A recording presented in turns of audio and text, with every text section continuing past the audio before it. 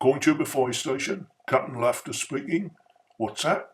There's been sightings of the sum of 50p's at the post office. Some of the lads haven't found one yet. We'll be there as soon as possible. Right, you lovely lot. Let's go fishing.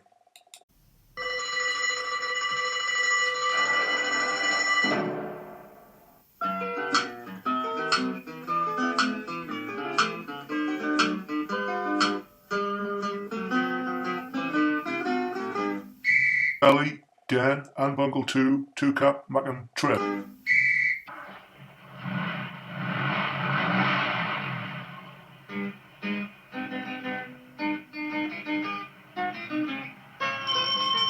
Don't this thing not go any faster? They'll all be sold out by the time we get there.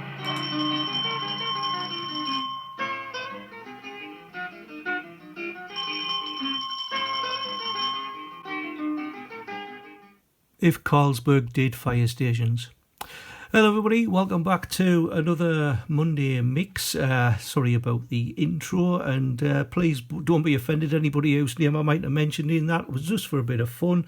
So anyway, what's it got to do with today's video? Well, I did ask for a set for my birthday, and this was part of it. There is another set to come, which hopefully will arrive by next week. So the history of the Fire Brigade 50p collection. It is coins from Jersey. So I'm just going to open this up. Probably take forever to get it back in again, so I'll just leave it to one side. Now you'll probably have already seen coins on 10 Bob's, I think it was a shorts video each you did. That was the standard BU, but these are the coloured versions. So we'll start over here, the history of the Fire Brigade 50p collection. So they've been in use since the 17th century. So you can pause and read that at your leisure. And then we've got this bit from each of the coins we're going to look at. So it is the coloured version. They're all BU, year of issue 2024. The reverse designer for every single coin was Trevor Mitchell. And I've got Glyn Davies, who did the obverse of King Charles III. So the first one, so let's have a quick zoom in. We're going to have a look at that one is the 1824 Edinburgh, and I'm just going to read it from what it says on the other side. The background shows the Great Fire of Edinburgh of 1824. The vehicle is an Edinburgh manual water pump.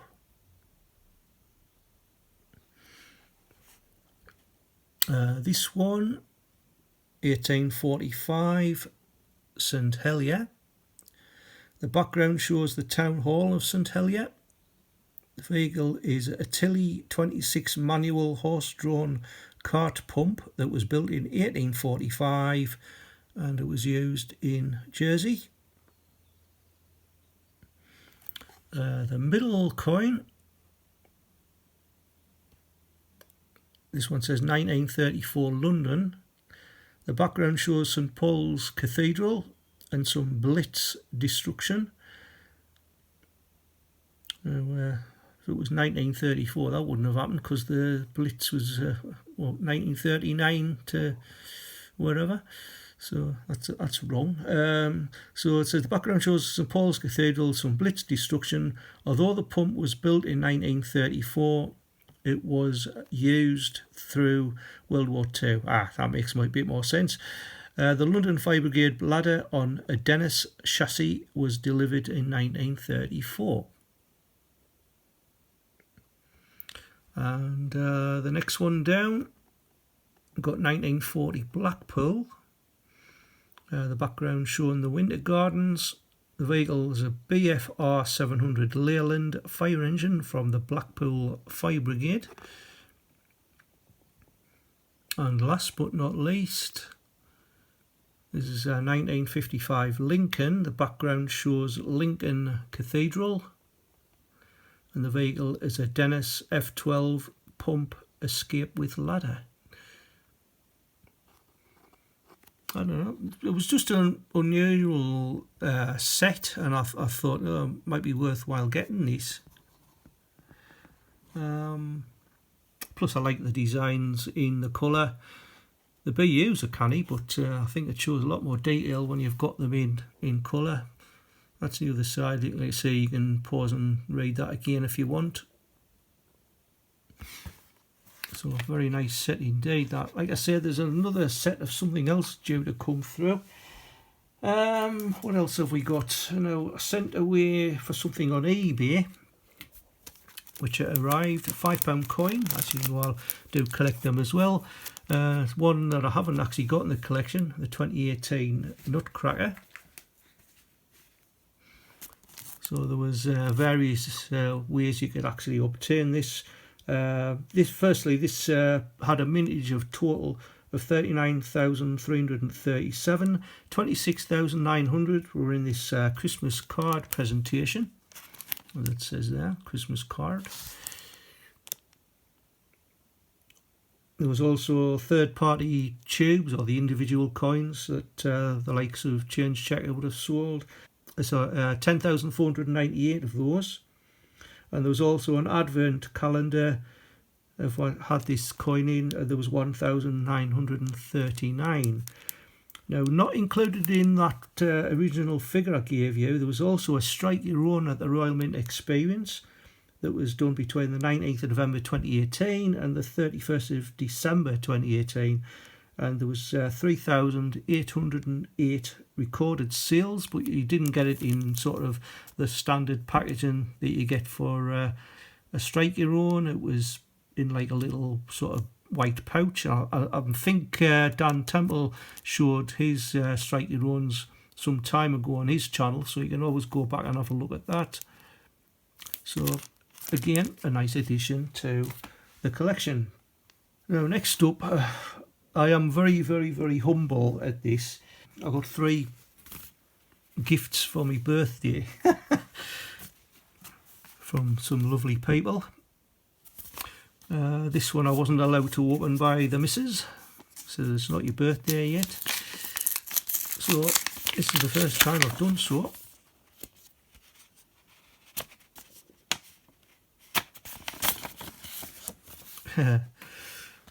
Happy birthday to one cool cat.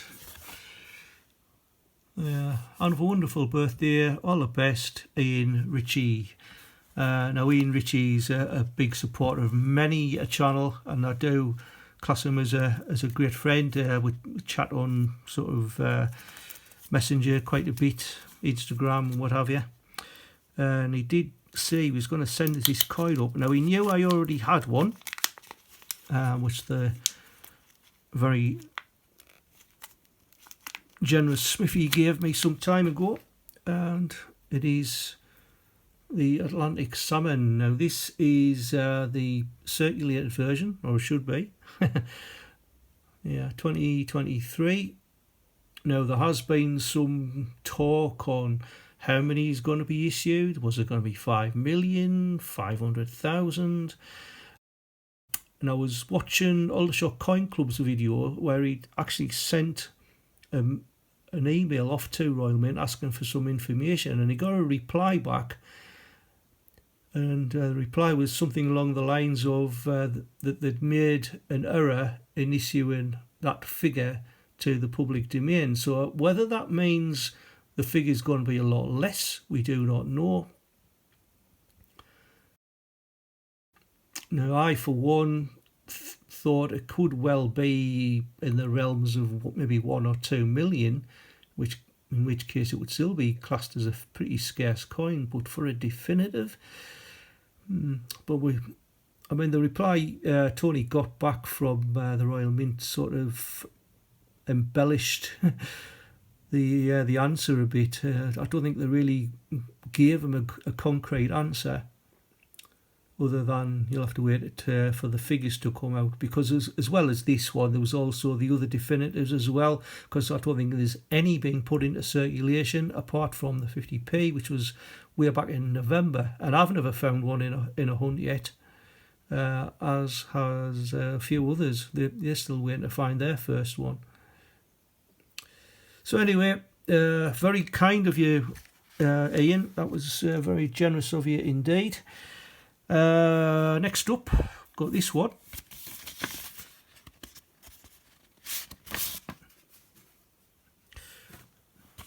Happy birthday to a total legend, diamond gazer and a proper top bloke. To Glenn, have a totally brilliant day. Hope the coin fairy brings you nice birthday gifts. Happy birthday, Andy Smithy 7890. Again, Smithy is one of those that regularly watches many a channel and supports them as well. Now he was down at the Royal Mint Experience about a week ago, and he did ask us if there was anything I wanted. I says, well, if you don't mind, I says, if you can get me a striker rod and I'll pay you for it. So he did. He got the striker on, but he said, nope, it's on me. That's a birthday present for you. So again, I was very humble in getting that. A very nice gesture by Smithy. And it is the Stegosaurus.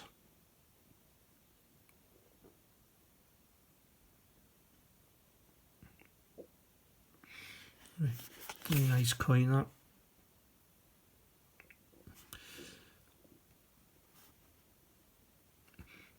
I don't have many striker ones, but again, a nice worthy addition.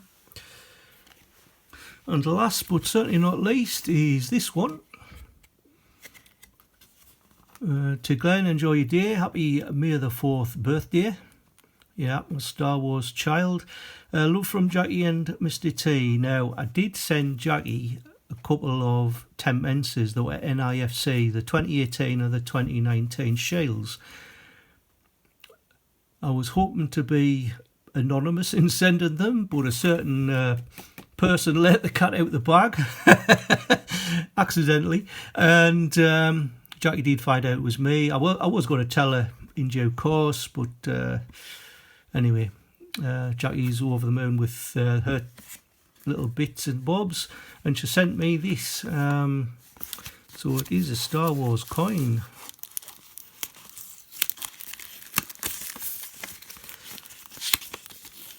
I'm glad you used the tape that is easy to get into. We'll have a look at the note in a bit.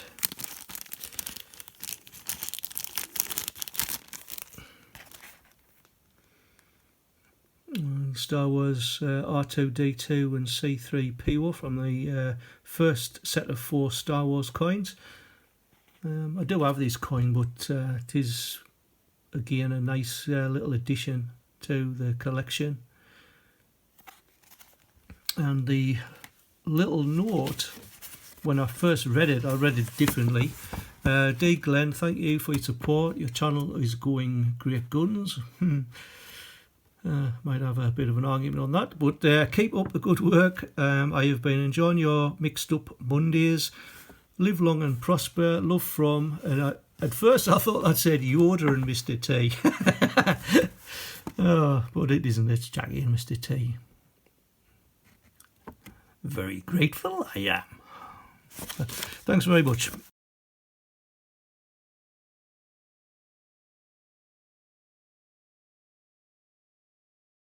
Now, just in case you missed it, the second coin in the Star Wars Spacecraft series has just been released. I believe it did actually come out on May the 4th. This is the Galactic Empire's TIE Fighter. Now, TIE, T-I-E, does actually stand for Twin Ion Engines, and not a bow tie, which it does actually look like. In fact, you can actually get bow ties like the TIE Fighter on the likes of Etsy and eBay. To wonder Christopher Klett hasn't got one yet. Now, the deafening roar that these TIE fighters produce was actually invented by one of the designers on set by listening to the likes of the World War II Stukas that the bombers that the Germans used. Now, they had like an open air duct which sucked the air in, and it was just like, it wasn't serving any particular purpose, but the air, when it was released at the other end, was making this big howl. So he sort of thought along the lines of that, and he discovered that there was some, I think it was an African elephant and a car driving on a wet pavement, that he's managed to combine them together to make that definite row, which is very, very clever. Anyway, let's move on to what happened on this day. So, birth-wise, we had the famous actor and director Orson Welles, who was born on the 6th of May 1915. Also, actor George Clooney, he was born on the 6th of May 1961. And in 1856, on this day, Sigmund Freud was born. And also former Prime Minister Tony Blair, he was born on the 6th of May 1953, and he was the longest ever serving Labour Prime Minister. Deaths on this day, there was the famous Marlene Dietrich, the actress that died on the 6th of May 1992. And also King Edward VII, he passed away on the 6th of May 1910, which obviously paved the way for George V to take the throne. Also passing away on this day was Frank L. Baum, the US author that wrote like the likes of Wizard of Oz. He died on the 6th of May 1919.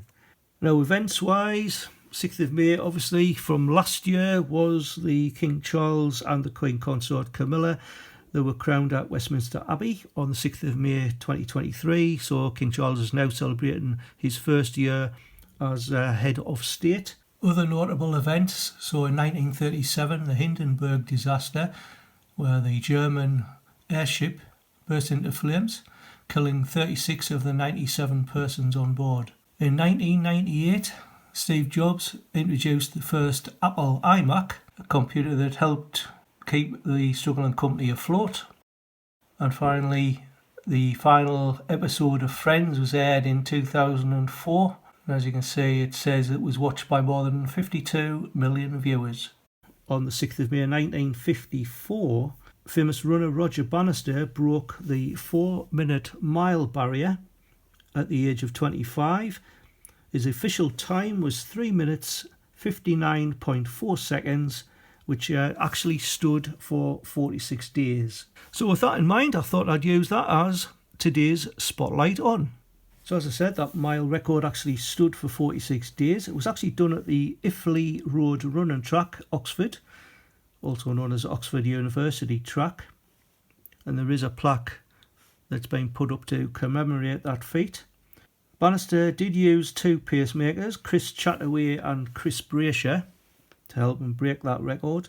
But on the 21st of June 1954, the Australian runner John Michael Landy actually broke the record. He clocked a time of 3 minutes 57.9 seconds, which was actually rounded up to 3 minutes 58 seconds, which they used to do at that time, a record that actually stood for a further 3 years.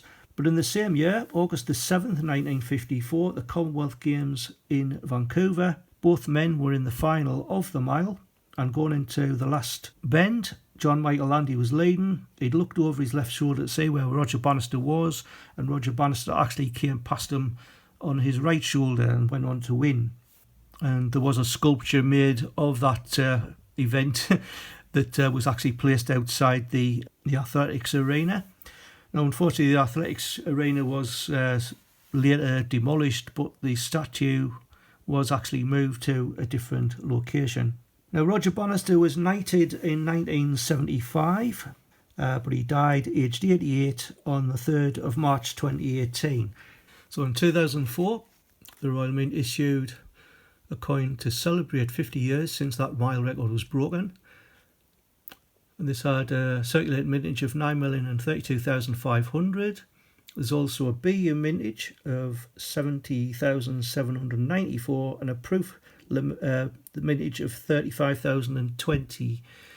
Now, this design was one of a few that was actually used on a regular occasions, because in 2009 to celebrate 40 years of the 50p, there was a proof set issued, and there was 1,039 of those sold. And it was part of a 16 coin set.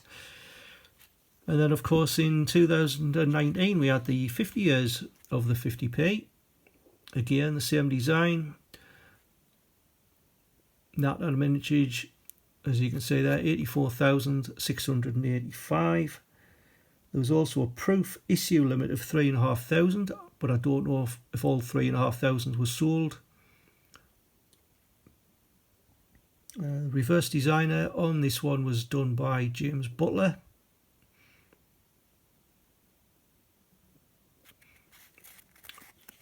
And obviously we've got Jodie Clark portrait on that one, and Ian Rank Broadley on that one.